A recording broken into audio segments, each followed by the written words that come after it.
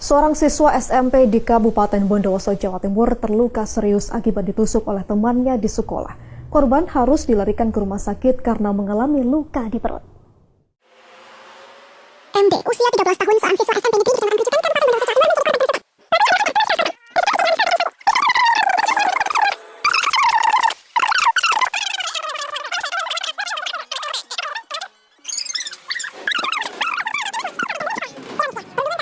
sama murid, tapi juga diduga dilakukan oknum guru.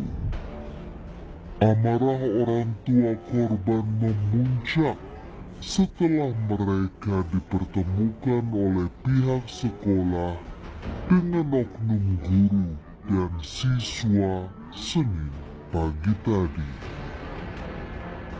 Menurut orang tua korban, kondisi kesehatan sang anak yang menderita miris.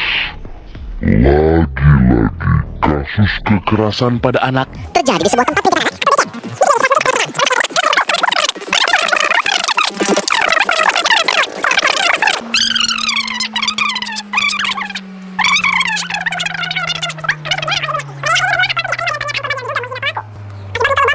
Korban yang masih duduk di bangku SMP ini pun kini harus menjalani perawatan medis di rumah sakit dan mengalami trauma. Ibu korban menyayangkan kejadian ini dan telah melaporkannya ke Polres Gorontalo.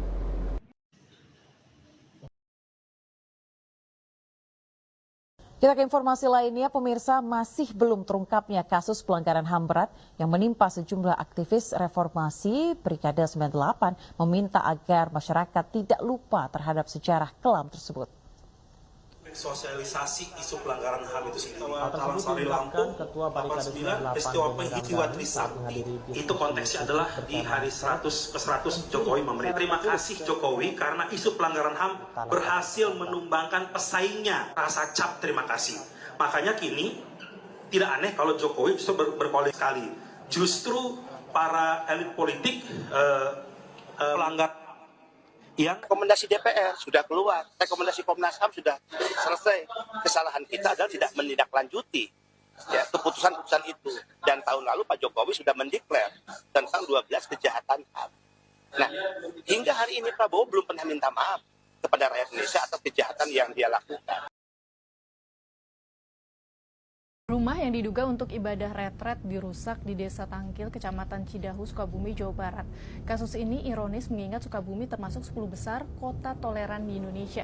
Bagaimana duduk perkaranya dan apa tanggapan Gubernur Jawa Barat, Deddy Mulyadi? Perusakan terjadi pada Jumat 27 Juni 2025 sekitar pukul 13.00 WIB. Peristiwa ini bermula ketika warga keberatan dengan aktivitas yang diduga ibadah di rumah singgah milik warga bernama Maria Veronica Nina di Desa Tangkil. Alasannya kegiatan ini dianggap tidak berizin dan tanpa koordinasi.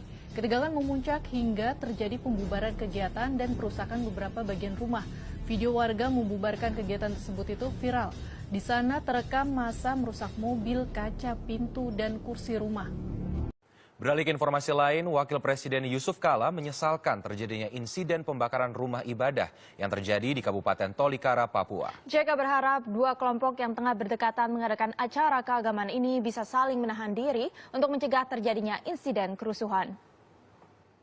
Jumat pagi, aksi pelemparan dan pembakaran musala serta kios terjadi di Tolikara, Papua.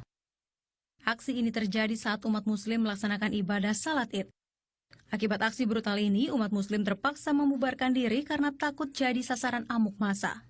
Sebanyak 1 orang tewas dan 10 orang mengalami luka-luka. Aksi ini terjadi karena di waktu bersamaan juga berlangsung seminar tingkat internasional yang diadakan pemuda gereja. Sebuah video viral yang memperlihatkan aksi seorang pria yang membubarkan paksa kegiatan ibadah jemaah gereja Kristen Kemah Daud di Raja Basa, Bandar Lampung.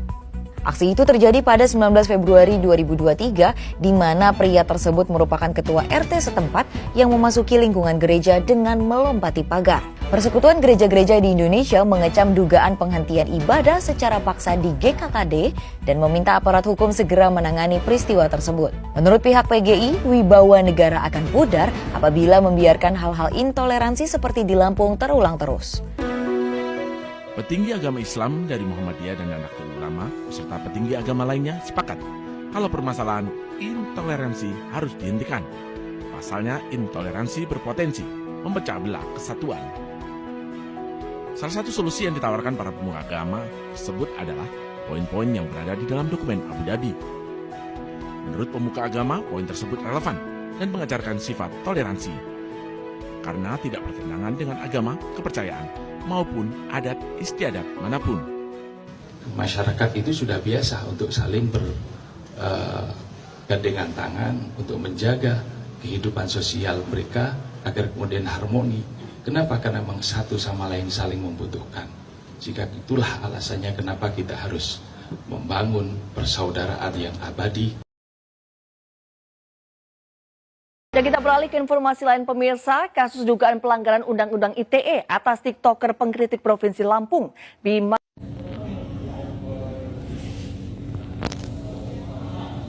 Setelah sempat buron dan viral di media sosial terkait penganiayaan dan ujaran kebencian, pelaku rasisme terhadap salah satu suku akhirnya ditangkap polisi. Di Toraja.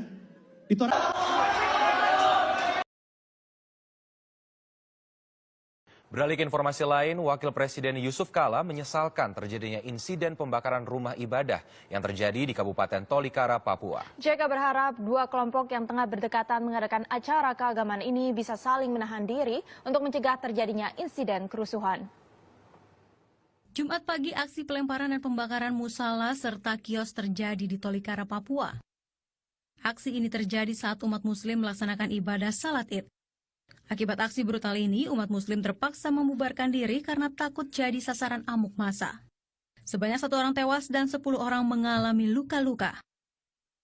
Aksi ini terjadi karena di waktu bersamaan juga berlangsung seminar tingkat internasional yang diadakan pemuda gereja. Konflik Tolikara, Papua masih menyisakan kenangan pahit kala Idul Fitri yang dirayakan warga berakhir duka 20 Juli 2015 silam. Masjid Baitul Muttaqin dibakar massa saat umat Islam sedang menjalankan sholat Idul Fitri pada pukul 7 waktu setempat. Pertikaian terjadi saat sekelompok massa berdatangan dan melempari batu hingga mengganggu warga. Sekelompok orang ini memprotes karena pengeras suara yang dipakai sholat Idul Fitri dianggap mengganggu acara yang juga sedang digelar. Bahkan muncul juga larangan bagi umat Muslim mengenakan penutup aurat atau hijab. Larangan mengenakan jilbab ini tertulis pada butir ketiga dari 3 butir larangan yang dimuat dalam surat edaran yang diklaim hasil keputusan dari Badan Pekerja Wilayah Toli atau BPWT Gereja Injili di Indonesia atau GIDI. Di tengah kekacauan ini diketahui seorang remaja meninggal dunia akibat terkena tembakan, sementara 11 orang lain mengalami luka.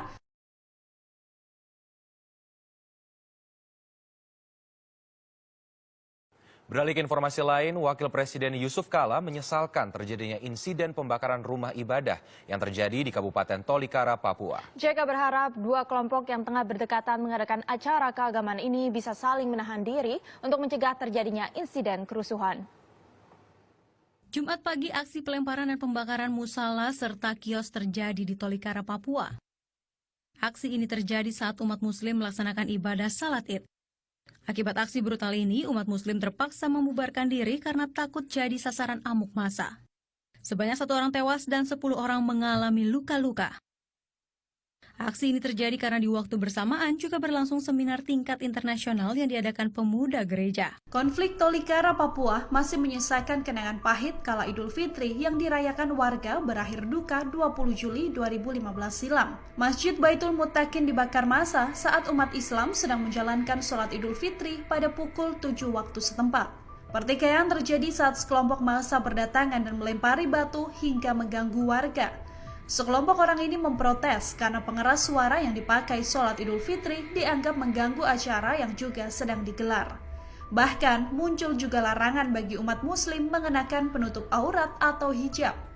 Larangan mengenakan jilbab ini tertulis pada butir ketiga dari 3 butir larangan yang dimuat dalam surat edaran yang diklaim hasil keputusan dari Badan Pekerja Wilayah Toli atau BPWT Gereja Injili di Indonesia atau GIDI. Di tengah kekacauan ini diketahui seorang remaja meninggal dunia akibat terkena tembakan, sementara 11 orang lain mengalami luka. Selanjutnya pemirsa, informasi lain, kasus intoleransi di tanah air ternyata masih terjadi. Ya, kali ini larangan beribadah harus dialami oleh jemaat Persekutuan Persekutuan Oikumene Umat Kristen atau POU di Kabupaten Tangerang, Banten. Mereka melaporkan kasus ini ke Wakil Presiden Gibran Rakabuming Raka melalui posko pengaduan lapor Mas Wapres.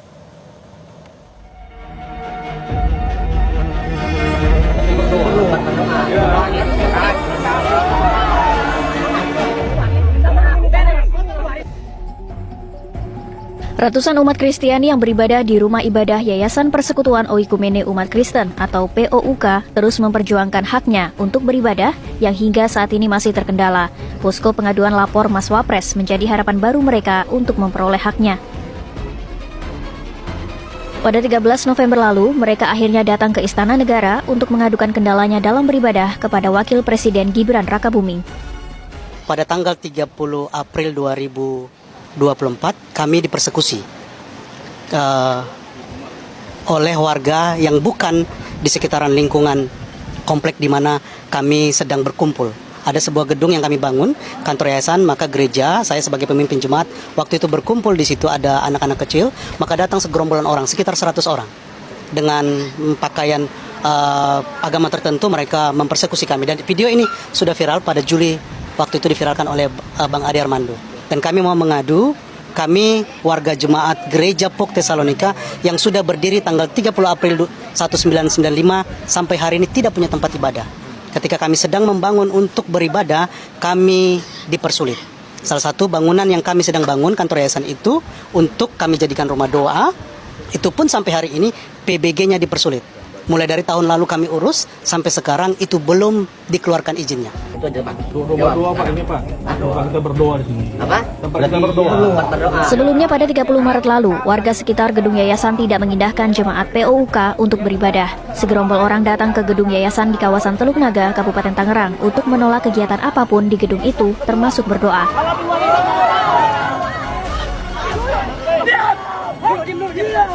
Padahal gedung ini belum sempat dijadikan rumah ibadah karena pengurus yayasan masih melakukan proses administrasi di Forum Kerukunan Umat Beragama atau FKUB di pemerintah Kabupaten Tangerang. Jemaat juga mengeluhkan proses perizinan yang sudah lebih dari 1 tahun tidak kunjung usai di FKUB Kabupaten Tangerang. Jadi harapan kami di sini tidak banyak memperoleh tempat ibadah yang ini, nggak harus wah bangunannya, tidak begitu ya. Yang penting bisa kami layak beribadah. Itulah negara kita ini kan negara Pancasila, berajaskan Pancasila. Jadi ya itu harapan kami. Sementara itu pemerintah Kabupaten Tangerang menyebut permasalahan ini sudah selesai. Saat ini pemerintah Kabupaten Tangerang sedang mencari lokasi baru untuk pembangunan Gereja Tesalonika. Kan kita mempertemukan baik tokoh agama dan juga masyarakat ya, tokoh agama muslim dan non-muslim, kita pertemukan di kecamatan waktu itu, dan kita sudah sepakat bahwa teman-teman saudara-saudara kita Nasrani itu beribadahnya di aula kecamatan yang lama. Saat ini karena aula yang lama ini dipakai untuk proses pilkada, gudang pilkada logistik, maka dipindahkan ke aula kecamatan yang baru. Di samping itu juga pemerintah juga sedang mencari lokasi yang baru, istilahnya harus setelah dijadikan tempat beribadah. Agar hal serupa tidak terulang, Pemkab Tangerang meminta warga untuk mengedepankan komunikasi sehingga kerukunan antar umat beragama dapat terjaga dengan baik. Laporan imparsial, intoleransi masih menghantui Indonesia. Imparsial baru saja merilis laporan tahunan soal situasi kebebasan beragama atau berkeyakinan, KBB, di Indonesia, periode Desember 2024 hingga Juli 2025. Laporan ini mengungkap 13 kasus pelanggaran KBB, dengan Jawa Barat menjadi daerah paling rawan intoleransi. Pelanggaran paling umum adalah penutupan rumah ibadah dan pelarangan aktivitas keagamaan. Bahkan, ada kasus penganiayaan terhadap pelajar hanya karena keyakinannya. Lemahnya perlindungan hukum, regulasi diskriminatif, dan kepentingan politik membuat kelompok minoritas, termasuk anak-anak, semakin rentan. Untuk mengatasi masalah ini, Imparsial merekomendasikan pencabutan regulasi diskriminatif, penguatan penegakan hukum, serta jaminan akses keadilan bagi korban.